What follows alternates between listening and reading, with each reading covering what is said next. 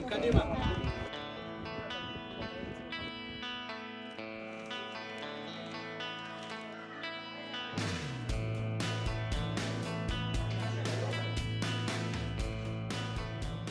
במסגרת תפקידנו אנחנו מסיירים בכל יישובי בנימין ומפקחים על הבנייה. אנחנו משתמשים באמצעים טכנולוגיים מתקדמים שמסייעים לנו בשטח בצורה יעילה ומקצועית. התפקיד שלי זה בעצם לקשר בין היזמים, הקבלנים והתושבים לבין הפקחים, ובעצם לדאוג שכל מה שקורה מתבצע בשטח בצורה הכי טובה שיש. אני גאה לקחת חלק בפיתוח של בנימין.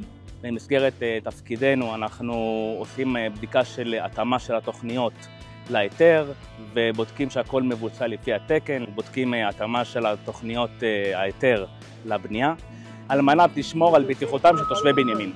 אני מלווה את תושבי בנימין בתהליך של הבנייה עד מסירה של הבית, וככה אני מרגישה שאני שותפה לבניין הארץ והתיישבות.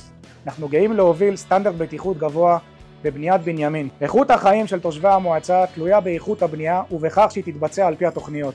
אנו שמחים לעזור לתושבים שלנו להיכנס לבתים כמה שיותר מהר. העבודה לא תמיד קלה, לפעמים היא בחום, לפעמים היא בקור, לפעמים היא דורשת גם אכיפה, אבל הכל לטובת תושבי בנימין. אני רוצה להגיד תודה רבה לצוות היקר שלי שעובד במסירות בלתי רגילה. אנחנו גאים לקחת חלק בפיתוח בנימין.